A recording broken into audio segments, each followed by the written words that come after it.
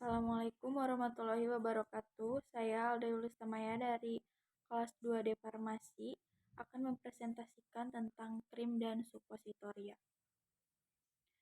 Krim menurut Farmakope Indonesia edisi 3 adalah bentuk sediaan setengah padat berupa emulsi mengandung air tidak kurang dari 60% dan dimaksudkan untuk pemakaian luar.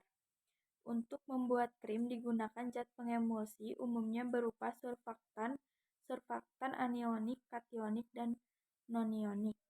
Sifat umum sediaan semi padat terutama pada krim adalah mampu melekat pada permukaan tempat pemakaian dalam waktu yang cukup lama sebelum sediaan ini dicuci atau dihilangkan.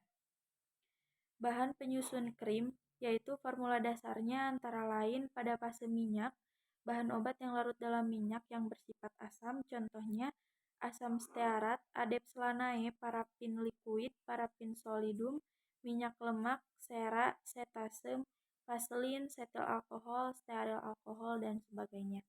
Pada fase air yaitu bahan obat yang larut dalam air yang bersifat basa. Contohnya natrium tetraborat atau boraks, diethanamolamin atau TEA, KOH, NaOH, gliserin, PEG, propylenglikol, surfaktan. Bahan penyusun krim ada zat berkhasiat, minyak, air, pengemulsi. Dan bahan-bahan tambahannya yaitu zat untuk memperbaiki konsistensi, zat pengawet, pendapar, pelembab, pengonfleks, antioksidan, dan peningkat penetrasi. Adapun kelebihan dan kekurangan pada sediaan krim yaitu mudah menyebar rata, praktis, lebih mudah dibersihkan atau dicuci dengan air, cara kerja langsung pada jaringan setempat, tidak lengket, bahan untuk pemakaian topikal jumlah yang diabsorpsi tidak cukup beracun, aman digunakan dewasa maupun anak-anak, memberikan rasa dingin, bisa digunakan untuk mencegah lecet pada lipatan kulit bayi, bisa digunakan untuk kosmetik, dan bisa meningkatkan rasa lembut dan lentur pada kulit, tetapi tidak menyebabkan kulit berminyak. Kekurangan pada sediaan krim yaitu mudah kering dan mudah rusak khususnya pada tipe air dalam minyak karena terganggu sistem campuran terutama yang disebabkan adanya perubahan suhu dan perubahan komposisi yang disebabkan juga oleh penambahan salah satu fase secara berlebihan atau pencampuran dua tipe krim jika zat pengemulsinya tidak tersatukan. Yang kedua, susah dalam pembuatannya karena pembuatan krim harus dalam keadaan panas. Mudah lengket, terutama tipe air dalam minyak, mudah pecah yang disebabkan dalam pembuatan formulanya tidak pas dan pembuatannya harus secara aseptis. Metode pembuatan krim. Pembuatan sediaan krim meliputi proses peluburan dan proses emulsifikasi. Biasanya komponen yang tidak tercampur dengan air seperti minyak dan lilin dicairkan bersama-sama di penangas air pada suhu 70-75 derajat Celcius.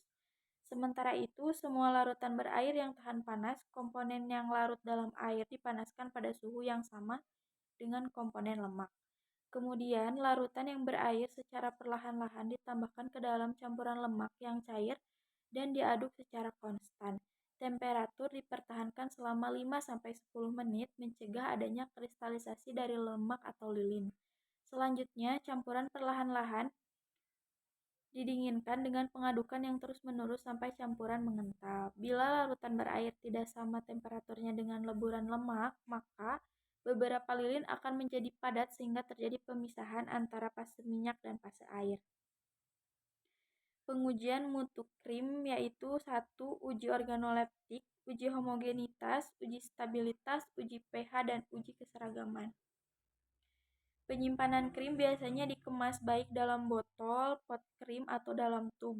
Botol yang digunakan biasanya berwarna gelap atau buram. Wadah dari gelas buram dan berwarna berguna untuk krim yang mengandung obat yang peka terhadap cahaya. Tub biasanya saja terbuat dari kaleng atau plastik. Beberapa di antaranya diberi tambahan kemasan bila krim akan digunakan untuk penggunaan khusus. Tub dari krim kebanyakan dikemas dalam tub kaleng dan dapat dilipat yang dapat menampung sekitar 8,5 gram krim. Tub krim untuk pemakaian topikal lebih sering dari ukuran 5-15 gram. Untuk etiket sendiri pada krim digunakan pada etiket biru. Yang kedua ada suppositoria. Suppositoria menurut Farmakopeia edisi 4 adalah sediaan padat dalam berbagai bobot dan bentuk yang diberikan melalui rektal, vaginal, atau uretra. Umumnya meleleh, melunak, melarut dalam suhu tubuh. Suppositoria dapat bertindak sebagai pelindung jaringan setempat sebagai pembawa zat terapeutik yang bersifat lokal atau sistemik. Adapun macam-macam suppositoria diantaranya 1.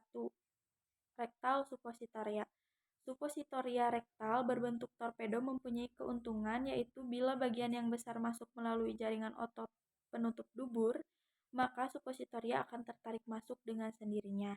Yang kedua ada vaginal suppositoria, yaitu bentuk bola lonjong seperti kerucut digunakan pada lewat vagina, berat umumnya 5 gram. Suppositoria kempa atau suppositoria sisipan adalah suppositoria vaginal yang dibuat dengan cara mengempa massa serbuk menjadi bentuk yang sesuai, atau dengan cara pengapsulan dalam gelatin lunak. Suppositoria vaginal dengan bahan dasar yang dapat larut atau bercampur dalam air seperti PEG atau gelatin tergliserinasi berbobot 5 gram. Yang ketiga ada uretral suppositoria, yang digunakan lewat uretra berbentuk batang panjang antara 7 cm sampai 14 cm.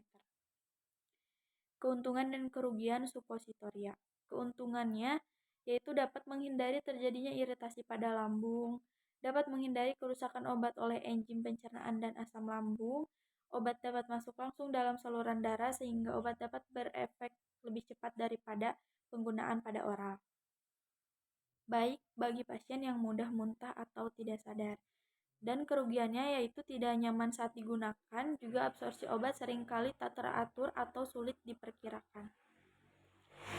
Bahan dasar pada suppositoria yaitu oleum kakao atau lemak coklat, gelatin tergliserinasi, minyak nabati terhidrogenasi, dan campuran PEG berbagai bobot molekul, dan ester asam lemak PEG. Bahan dasar suppositoria yang ideal yaitu padat pada suhu kamar sehingga dapat dibentuk dengan tangan atau dicetak, tapi akan melunak pada suhu tubuh rektal dan dapat bercampur dengan cairan tubuh. Tidak beracun dan tidak menimbulkan iritasi, dapat bercampur dengan bermacam-macam obat, stabil dalam penyimpanan, tidak menunjukkan perubahan warna, bau, dan pemisahan obat, kadar air cukup, dan untuk basis lemak, bilangan asam, bilangan iodium, dan bilangan penyabunan harus jelas. Untuk metode pembuatan suppositoria yaitu dengan tangan, hanya dengan bahan dasar oleum kakao yang dapat dikerjakan atau dibuat dengan tangan untuk skala kecil, dan bila obatnya tidak tahan terhadap pemanasan, metode ini kurang cocok untuk iklim panas. Yang kedua dengan mencetak hasil leburan. Cetakan harus dibasahi lebih dulu dengan parafin cair bagi yang memakai bahan dasar gliserin gelatin. Tetapi untuk oleum kakao dan PEG tidak dibasahi karena mengkerut pada proses pendinginan akan terlepas dari cetakan. Yang ketiga dengan kompresi, yaitu proses penuangan, pendinginan, dan pelepasan. Suppositoria dilakukan dengan mesin secara otomatis, kapasitas bisa sampai 3.500 sampai 6.000 suppositoria per jam yang biasanya digunakan di pabrik-pabrik. Nah, untuk uji sediaan suppositoria ini ada uji homogenitas, ada uji keseragaman bentuk dan ukuran, uji waktu hancur, keseragaman bobot, uji titik lebur, dan uji kerapuhan. Untuk cara penggunaannya yaitu dipastikan tangan harus bersih. Yang kedua, keluarkan suppositoria dari kemasan dan basahi sedikit dengan air. Bila suppositoria terlalu lembek, maka dinginkan terlebih dahulu dalam lemari es selama 30 menit atau rendam dalam air dingin sebelum membuka kemasan. Selanjutnya, atur posisi tubuh berbaring menyamping dengan kaki bagian bawah diluruskan, sementara kaki atas ditekuk ke arah perut. Angkat bagian atas dubur untuk menjangkau daerah anus, dan masukkan suppositoria, ditekan dan ditahan dengan jari telunjuk sampai betul-betul masuk ke bagian otot sphincter rectum sekitar 0,5 sampai 1 inci dari lubang dubur. Jika tidak dimasukkan sampai bagian otot sphincter, suppositoria akan terdorong keluar lagi dari lubang duburnya. Tahan posisi tubuh agar tetap berbaring menyamping dengan kedua kaki menutup selama kurang lebih 5 menit untuk menghindari supositoria terdorong keluar. Dan penyimpanan supositoria dalam wadah tertutup baik pada suhu yang berkisar 2-8 derajat Celcius terlindung dari cahaya. Disarankan pada orang tua yang mempunyai anak dengan riwayat kejang, demam, atau epilepsi untuk menyediakan supositoria penurun panas atau anti kejang sebagai persediaan obat di rumah. Mungkin itu saja yang dapat saya sampaikan. Wassalamualaikum warahmatullahi wabarakatuh.